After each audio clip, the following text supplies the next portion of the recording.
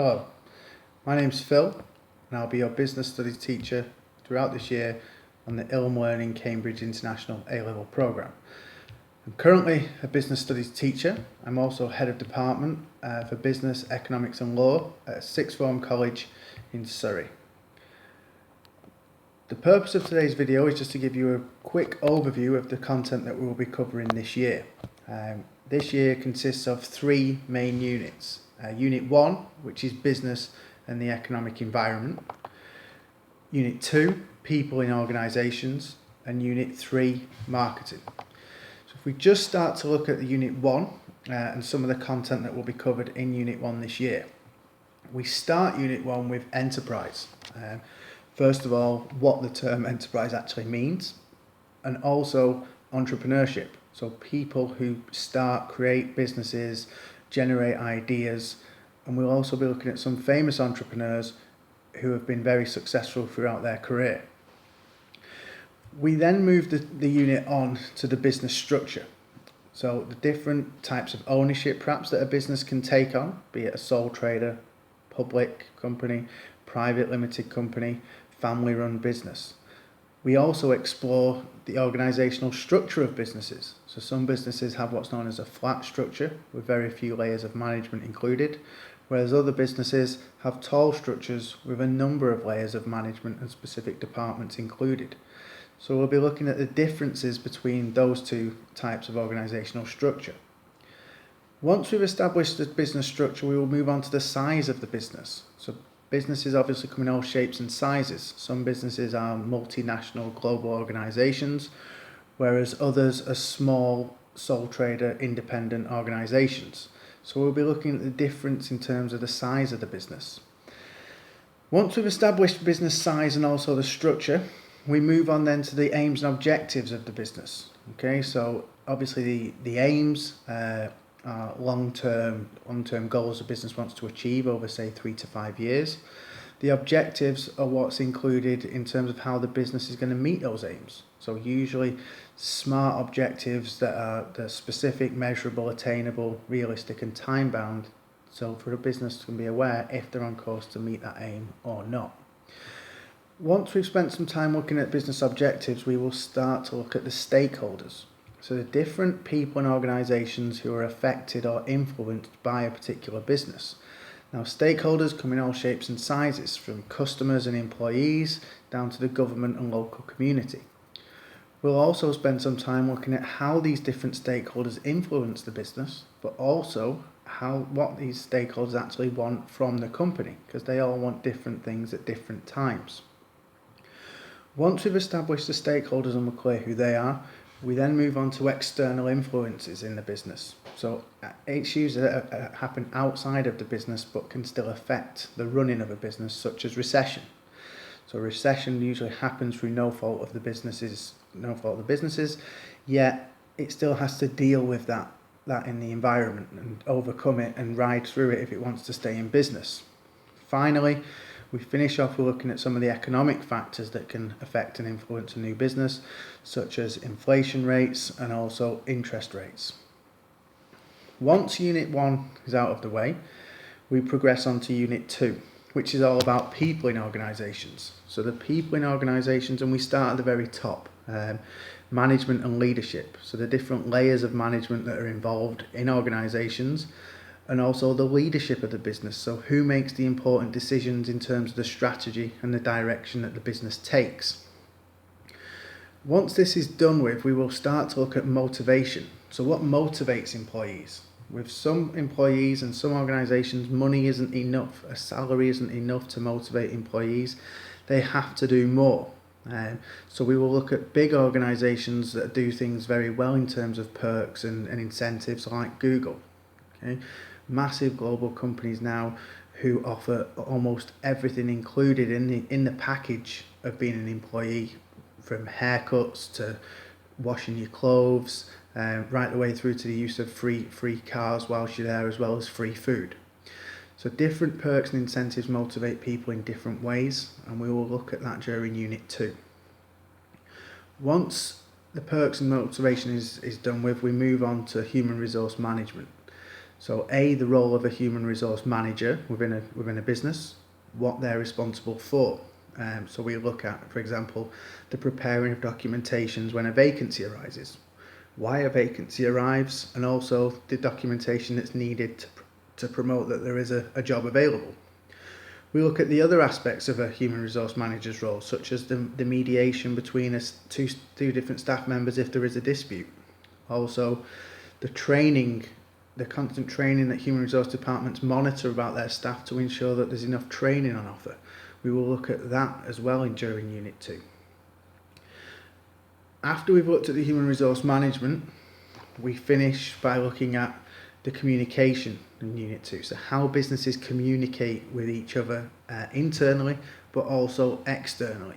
Okay, and the different ways that they can communicate. So they can communicate via verbal communication, written, on-screen, multimedia, and web-based. So the 5 different ways that businesses can share information and communicate information, and also some of the pros of doing it that way, and also some of the cons, the advantages and the disadvantages of communicating in different ways. Once Unit 2 is finished, we will complete the year with marketing. So we finish by asking ourselves, first of all, what is marketing? What does it involve? After we've established what marketing is, we look at from the bottom up really. So in terms of, first of all, if marketing is giving your customers a product and making them aware of what that product is, we have to start asking ourselves, well, how do businesses know what customers want? And that comes from market research. So we begin to look at the different ways of collecting market research, both primary methods, which involves collecting the research yourself, and also the secondary methods, which is where you use research that's already been conducted. We also look at, as well as primary and secondary research, the difference between quantitative and qualitative data, and how a mixture of those two, quantitative and qualitative data in research, allows businesses to have a fuller picture of people's opinions. Because obviously the quantitative data deals with the statistics, the numbers. So 7 out of 10 people prefer the new iPhone 7 to the iPhone 6. But the qualitative data allows people to also give their opinions. So there's specific answers as to reasons why they prefer the new phone compared to the last model. That is around the market research. Next, we move on to the marketing mix, so the 4 Ps. Now this is covered across 2 separate sections. First of all, we looked at the product and the price. So 2 of the 4 Ps, product and price. Here we look at the product itself. So what the product is, why companies think there is going to be a demand for it, who it's going to be targeted at. Then we look at the price. So the price of the product has to also reflect the target audience. So if you were aiming perhaps a product at a group of people, say 16 to 18, who are mainly in education, didn't have a job, you perhaps wouldn't price the product you were hoping them to buy too expensive, because there's a high chance that they wouldn't be able to afford it. So we'll look at the price as well, and also the different strategies. So the promotional pricing, the psychological pricing, the different ways of pricing a product to try and get customers interested to buy it. Once product and price have been covered, we then begin to look at the promotion and the place. So the last 2 elements of the marketing mix. The promotion refers to obviously the way that the product is promoted, the different ways it can be promoted via social media, TV, print, and which methods suit your particular type of product and its target audience. So perhaps again, aiming a product at 16 to 18-year-olds, you may think it's more beneficial to advertise that on social media rather than during primetime TV, because maybe 16 to 18-year-olds don't sit down and watch primetime TV as like they used to. Once the promotion side is done, the last of the 4 Ps that we need to look at is the place. So where is the product going to be sold, and also how is it going to be distributed?